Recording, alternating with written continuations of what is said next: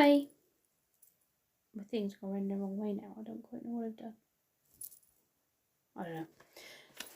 Chapter 14. The following afternoon, Felicity taught Arthur to make egg-free marsh cakes. As soon as Felicity had found out about his allergy, she'd begun creating all manner of foods free from the ship's store of egg powder.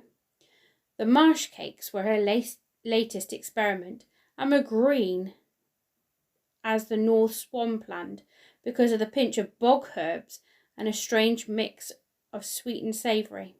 Arthur munched as he looked through the large binoscope on the bow, scanning the horizon.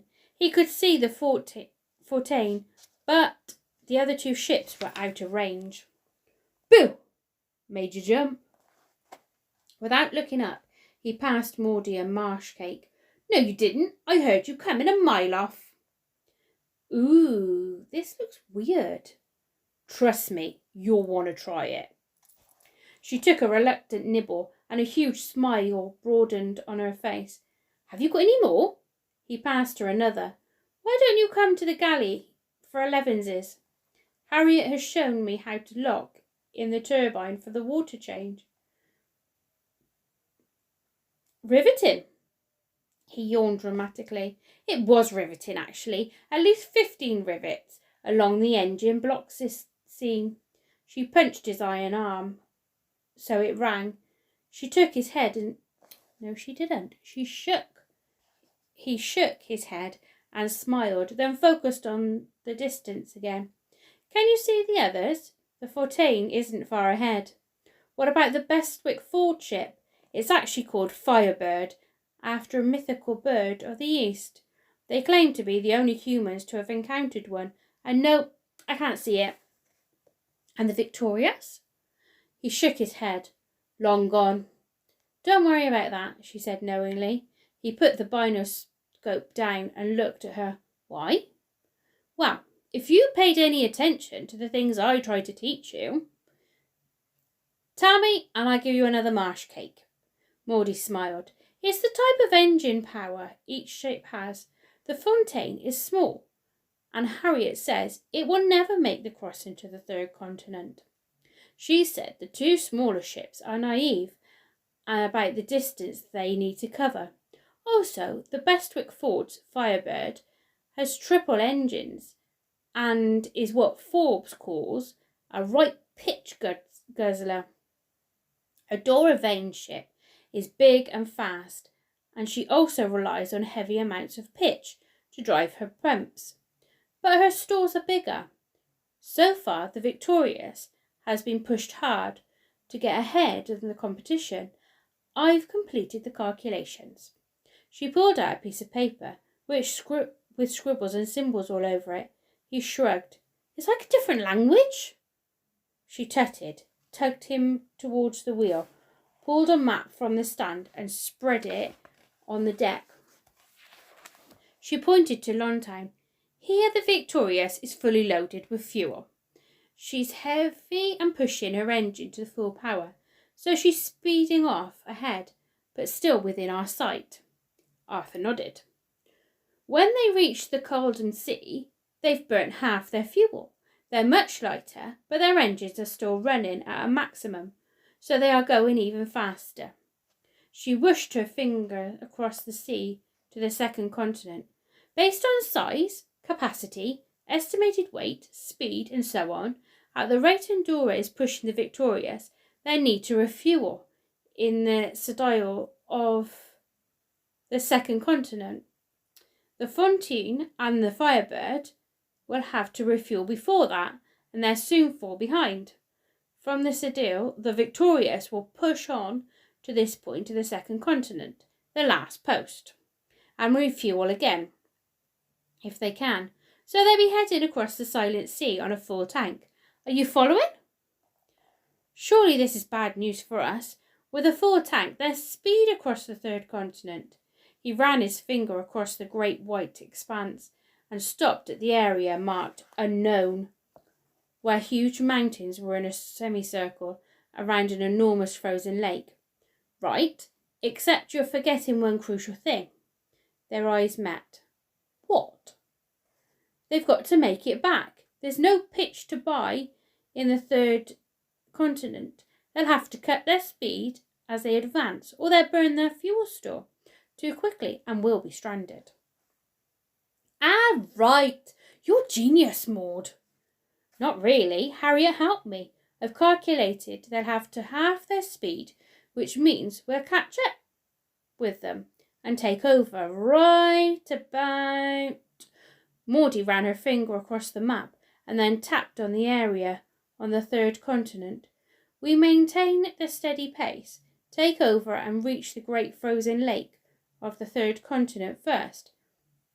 Then we find a way to go past the Shard Mountains. Harriet has a secret idea based on how the Vane expedition described the mountains in the report of the Geographical Society. She suspects they may be a certain type of ancient volcanic formation with tunnels that cross through, much like the ancient volcanic islands in the north, known as the Big Four, which she explored a few years ago. We travel through the mountains and get to South Polaris first. But doesn't the water of the Aurora engine need changing? What if we can't make it back and all the water is frozen over? So you have been listening, she said with a satisfied smirk. We're heading across a land of snow, but the frozen lake is full of cracks and shifts. We'll send our pipes down into one of the gaps, so water won't be a problem. Ah, of course, he said. Why are you two sniggering so excitedly? Said Felicity. She tottered across the deck and set down a tea tray, rattling with china cups and a teapot. There you are, my puppets.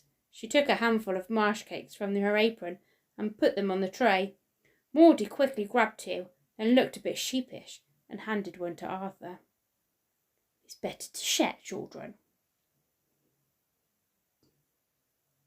Harriet left the wheel to the other crew member and joined them, followed by Queenie, who crawled up at Maudie's feet and purred happily while Maudie stroked her chin. Perintha swooped from the sky and landed on Arthur's extended iron arm. Queenie hissed at her, then went back to purring. Perintha gave an irritated screech. Harriet laughed. Perhaps they grow on each other. It's funny, Artie, Perintha always chooses to come to you, just like she did Dad. Arthur smiled. It somehow made him feel closer to Dad. So forgive the pun, but have you brought your brother up to speed? Harriet said. Maud nodded. Taking a pencil from behind her ear, Harriet drew an X on the edge of the area marked Everlasting Forest. This is about where we'll set down when we reach the frozen lake.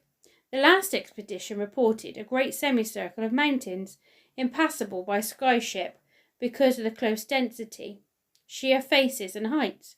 The balloon can't take the expansion at that altitude. They make the northeast mountains of the first continent look like babies, Felicity added, taking off her great shoes and wiggling her toes in the sun. So that's where Dad's ship might still be. We may certainly pass it, although who knows what the elements will have done to it. Harriet put a hand on his shoulder. Felicity poured the tea. Sweet and strong for you. What's ahead, dearies? But by Maudie's calculations, if the wind is favourable, we should reach there a day and a half ahead of Victorious. Harriet smiled and walked her fingers across the frozen lake to the mountains, as though it would be the easiest thing. Oh, I nearly forgot. I have something for you, Arthur. Harriet took out a brown leather book. I thought this could be your explorer's journal.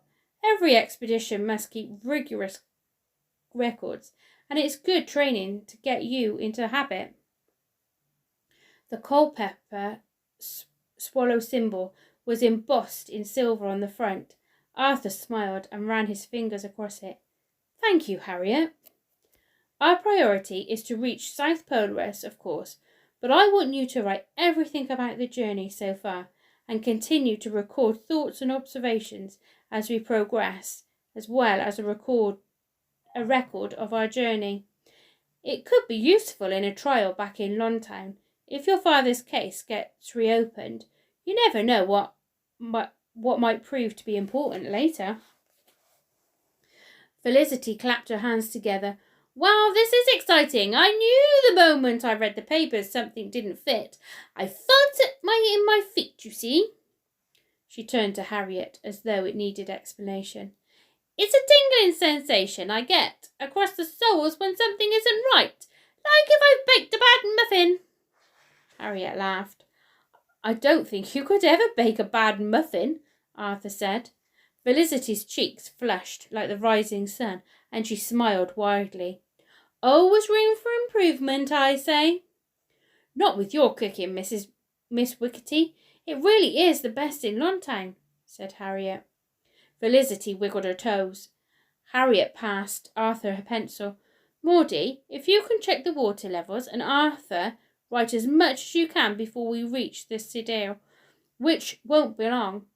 I see a line on the horizon. They rushed to the side of the ship. Below the sea twinkled with sunlight, and ahead a thin band of russet coast. The first thing they'd seen other than water and sky in 2 weeks. The second continent. Oh, hang on, I've lost my page. Oh, that's the end. I'll see you later. Bye. Have fun, whatever you're doing.